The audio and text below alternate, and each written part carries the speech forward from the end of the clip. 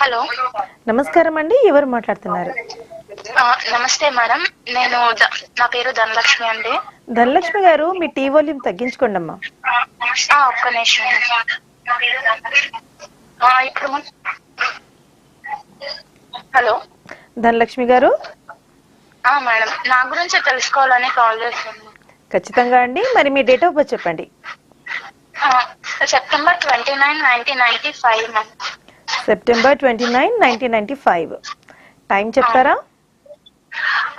Morning, afternoon 12 or 1 మధ్యలో ఆ టైంలో పుట్టానంట. ఓకే, సరే అండి. మరి ప్లేస్ ఆఫ్ బర్త్ చెప్పండి. ప్లేస్ వచ్చేసి విలేజ్ అండి. పేరు చెప్పండి.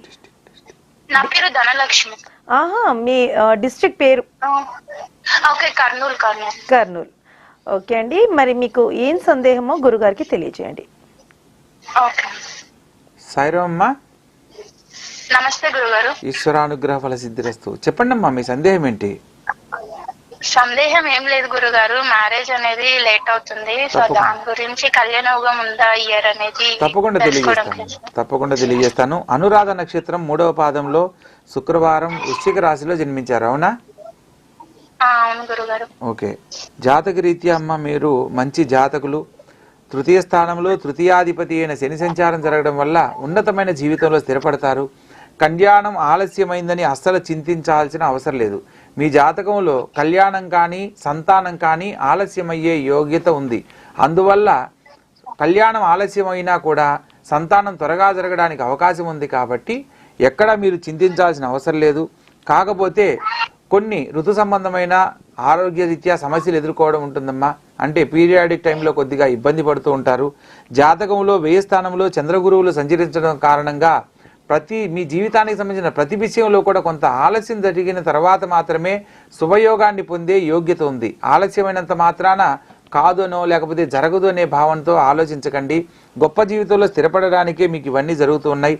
ఒకవేళ 27 సంవత్సరాల లోపల గనక వివాహం గనక జరిగినా దానివల్ల కొంత మీకు 27 సంవత్సరాలు వచ్చేంత వరకు కూడా కొంత ఇబ్బందులు ఎదుర్కొనే విధంగా మీ జాతకంలో ఉంది. కాబట్టి కొన్ని మీ జీవితానికి సంబంధించి ఆలోచించి చేస్తున్న భగవంతునికి సంబంధించిన కార్యక్రమాల వల్ల కళ్యాణం ఆలస్యం అవడం జరిగింది, కానీ కళ్యాణం కాదనేది కాదమ్మా.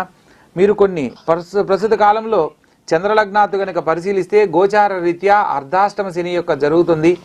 ఈ యొక్క శని భగవంతుడు ఎవరి జాతకంలో అయినా సరే కొంత శుభ సంబంధమైన ఖర్చుకి కారణమవుతాడు. అంటే ఆయన జాతకరీత్యా ఎన్ని రకాల ఇబ్బందులు పెట్టినా ఒక శుభ సంబంధమైన ఖర్చు అనేది జరిపించేలా చేస్తాడు.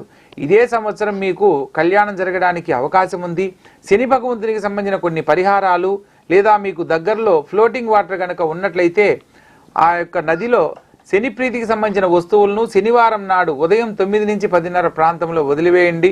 లేదా శనివారం శనిహోర కాలం మార్నింగ్ 6 to 7 కాలంలో శని ప్రీతికి సంబంధించిన వస్తువులు నల్ల నువ్వులు, నువ్వుల నూనె, నల్లని వస్త్రము, పీచిది అనే టెంకాయ ఒకటి, 2 ఇస్తరాకులు, శని రక్షా యంత్రము. మనకు శని బాధలు అనేవి పాదాల దగ్గర నుంచి వస్తాయి కాబట్టి ఎడమ కాలి బొటనవేలు యొక్క మట్టి, వీటన్నింటినీ పాత మేకులు ఒక 19, వీటన్నింటినీ ఒక నల్లని వస్త్రంలో మూటగట్టి శనివారం నాడు పారే జలంలో వదలబోయే ముందు, తండ్రి శనేశ్వర, జీవితంలో ఎన్నో రకాల సమస్యలతో సతమతమయ్యాను. వైవాహిక జీవితం ద్వారా ఆనందకరమైన జీవితాన్ని కోరుకుంటూ ఒక గురువు ద్వారా ఇది తెలుసుకొని ఆచరిస్తున్నాను. అటువంటి ఫలితాలన్నీ గొప్పగా జీవించే ఫలితాలన్నీ నీ అనుగ్రహంతో కలుగుతాయి అని అంటే నిజంగా నాకు అటువంటి భాగ్యాన్ని ప్రసాదించుతండి అని చెప్పి కోరుకొని ఆ యొక్క ముడుపులాగా కట్టిన మూటను పారే జలంలో కనుక వదిలినట్లయితే అది నీటి ప్రవాహంలో ఎలా అయితే కొట్టుకుపోతుందో మీ సమస్య కూడా అలా కొట్టుకుపోయి శని భగవంతుని ఆశీస్సులతోనే సకాలంలో వివాహం జరిగే యోగ్యత లభిస్తుందమ్మా. ఇలా చేయడం వల్ల వైవాహిక జీవితంలో ఎవరైతే మీకు అనుకూలంగా రావాలనో వాళ్లే జీవిత భాగస్వామిగా రావడానికి అవకాశం ఉంది. ప్రత్యేకంగా మీరు స్నానానికి ఉపయోగించే నీటిలో కొద్దిగా పాలు, కొద్దిగా పసుపు, కొద్దిగా కుంకుమ పువ్వు, ఈ మూడింటిని కలిపి స్నానానికి ఉపయోగించే నీటిలో వేసుకొని ఆ నీటితో గనక స్నానం ఆచరించినట్లయితే సాక్షాత్తు దీన్ని స్వయంవర పార్వతి మంత్రంతో ఆచరించిన వాళ్లకు వెంటనే కళ్యాణానికి సంబంధించిన శుభవార్త వినే అవకాశం ఉంటుంది. ఇలా ఆచరించే స్నానాన్ని మంగళ స్నానం అని అంటారమ్మా.